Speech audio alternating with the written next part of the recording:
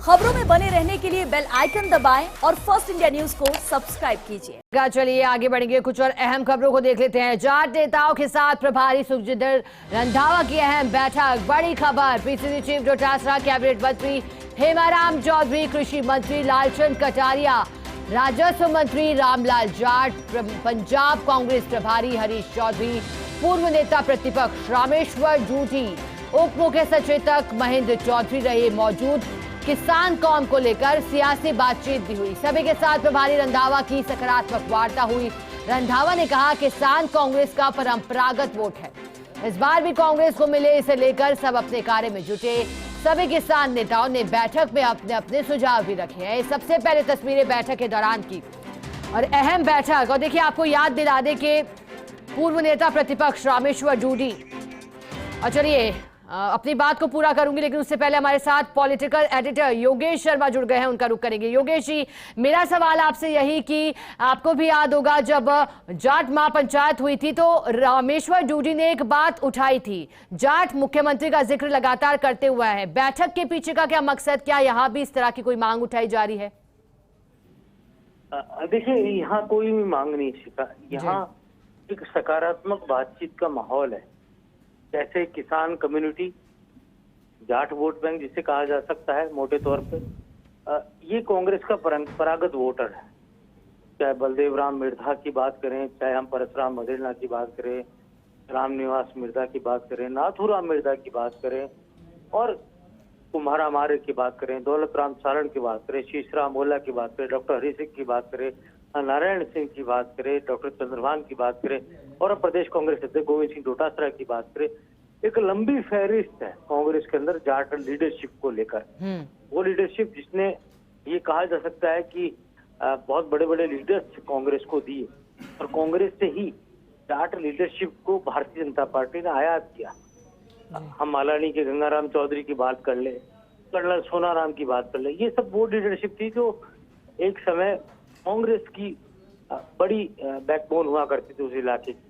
बाद में आगे चलकर वो भारतीय जनता पार्टी में शामिल हो गए। तो कहा जा सकता है कि कांग्रेस और किसान एक राशि जरूर है, लेकिन इसके पीछे के भावार्थ ये है कि कांग्रेस का ये परंपरागत वोटर रहा है। सामंती जागीरदारी प्रथा के खिलाफ जब कांग्रेस ने आवाज बुलंद की स्वाधीनता आंदोलन के बाद, उस समय कांग्रेस के साथ ये वोटर जुड़ा, और जो किसान महासभा थी जो उस समय बनी थी चौधरी बलदेव राम मिर्धा, उनकी लीडरशिप में पंडित नेहरू के समय किसान महासभा का विलय कांग्रेस पार्टी में किया गया।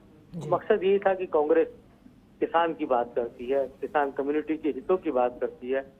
और आज जो बैठक हुई ये बहुत ही महत्वपूर्ण है। इस तरह की बैठक आपको देखने को नहीं मिल सकती। सुखजिंदर रंधावा की पहल पर ये बैठक हुई। सुखजिंदर रंधावा खुद जट सिख है, तो इस बात को समझना होगा कि रंधावा खुद जट सिख है, पंजाब की उस कम्युनिटी से आते हैं जो किसान कम्युनिटी है। और यहाँ पर प्रदेश कांग्रेस अध्यक्ष गोविंद सिंह डोटासरा वो शेखावाटी की जाट नेता है, लालचंद कटारिया वो ढूंढाड़ के जाट नेता है, रामेश्वर जूठी वो बीकाणा के जाट नेता है, हेमाराम चौधरी मालानी के जाट नेता है, रामलाल जाट मेवाड़ के जाट नेता है, और हरीश चौधरी मालानी के जाट नेता है। तो महेंद्र चौधरी वो आप देख सकते हैं नागौर के जाट नेता है। तो एक अलग तरह से एक पूरा आपको एक कुनबा नजर आएगा। यहाँ सचिन पायलट कैंप के भी लोग हैं, सचिन पायलट के कट्टर समर्थक कहे जाते हैं हेमाराम चौधरी आपको फोटो के अंदर दिख रहे हैं। तो वही कांग्रेस आला कमान के पसंद के आपको रामेश्वर जूठी दिख रहे हैं, हरीश चौधरी दिख रहे हैं। तो वही अशोक गहलोत समर्थक कहे जा सकते हैं महेंद्र चौधरी दिख रहे हैं, लालचंद कटारिया दिख रहे हैं। तो एक विस्तृत जो अलग अलग ग्रुप्स है कांग्रेस पार्टी के, वो एक जाजम पर शिखा यहाँ बैठे हुए। इस बात को समझना होगा कि कमोबेश इस तरह के एक कम्युनिटी के लोग ऐसे नहीं बैठते, क्योंकि सबके अलग अलग ग्रुप्स हैं, अलग अलग सबकी निष्ठाएं हैं।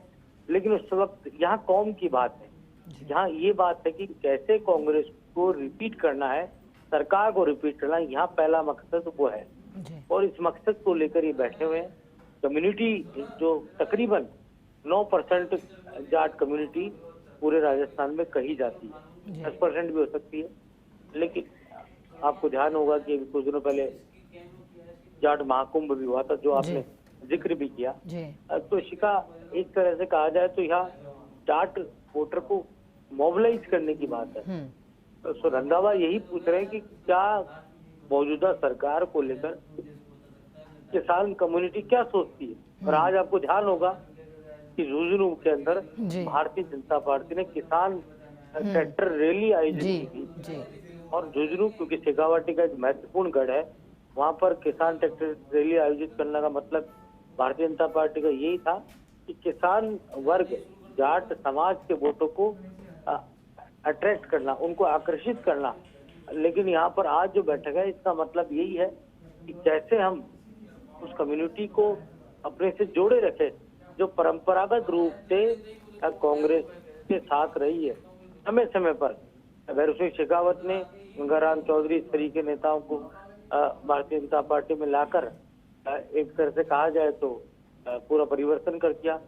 वसुंधरा राजे के समय डॉक्टर हरि सिंह ऋषिनाथ आए, रामनाथ डूडी और नारायण रामबेड़ा और कई नेता, जो वसुंधरा राजे, डॉक्टर दिगंबर सिंह, सुभाष मेहरिया, उनको भी कांग्रेस से लाया गया था। कई लीडर बीजेपी के जुड़े। तो वसुंधरा राजे ने भी जाट वोटों के अंदर एक बड़ी सेंध लगाने का काम उस जमाने में किया था। कांग्रेस पार्टी इस बार बड़ी संख्या में कांग्रेस के जाट विधायक जीते और बड़ी तादाद में कांग्रेस की जाट नेताओं का सरकार के अंदर दखल है। चाहे कृषि मंत्री राजचंद्र कटारिया हो, राजस्व मंत्री रामलाल जाट हो, वन मंत्री हेमाराम चौधरी हो, उप मुख्य सचिव हो आपके महेंद्र चौधरी, प्रदेश कांग्रेस के मुखिया, बहुत ही इम्पोर्टेंट पद होता है प्रदेश कांग्रेस के मुखिया पद पर रामेश रूडी, और हरि चौधरी पहले मंत्री रह चुके हैं। रामेश रूडी कांग्रेस के राष्ट्रीय नेतृत्व है, बड़े नेता माने जाते हैं।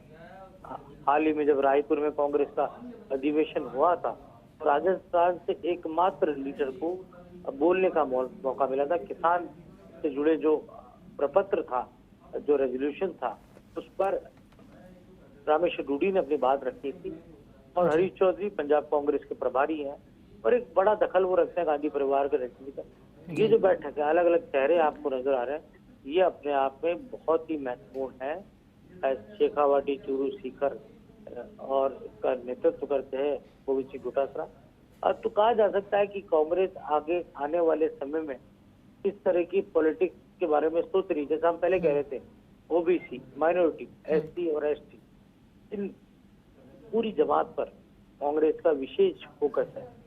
अपने समाज, जो परंपरागत समाज है, इनके वोट कांग्रेस पार्टी को मिलते रहे, उनको फिर से कांग्रेस के प्रति जोड़ने के लिए इस तरह के कदम सुखजिंदर रंधावा उठा रहे हैं। अपने आप में बड़ी पहल है कि अलग अलग ग्रुप से जुड़े जो लीडर्स हैं, वो एक जाजम पर इस वक्त मौजूद है। सबसे रंधावा बात कर रहे हैं, मतलब साफ है कि कांग्रेस का एजेंडा क्या होना चाहिए। बिल्कुल योगेश जी, और ये कहना गलत नहीं होगा कि राजस्थान कांग्रेस की कमान, चाहे वो प्रभारी के रूप में देखिए आप पीसी चीफ के, जाट नेताओं के हाथ में है। अगर मुख्यमंत्री को छोड़ दे तो वहीं जिस तरह से सतीश पूनिया को हटाया गया था, हालांकि उन्हें उपनेता फिर प्रतिपक्ष बनाया गया, तो ये भी कहा जा रहा है अंदर खाने की कहीं ना कहीं जाट समाज में नाराजगी बीजेपी के प्रति देखी जा रही है। शिखा, ये बात सही है आपकी।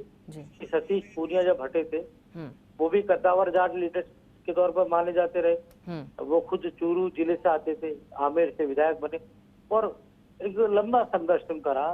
यूनिवर्सिटी के महासचिव रहे, फिर उसके बाद वो महामंत्री के पद पर लंबे समय तक बीजेपी में काम करा।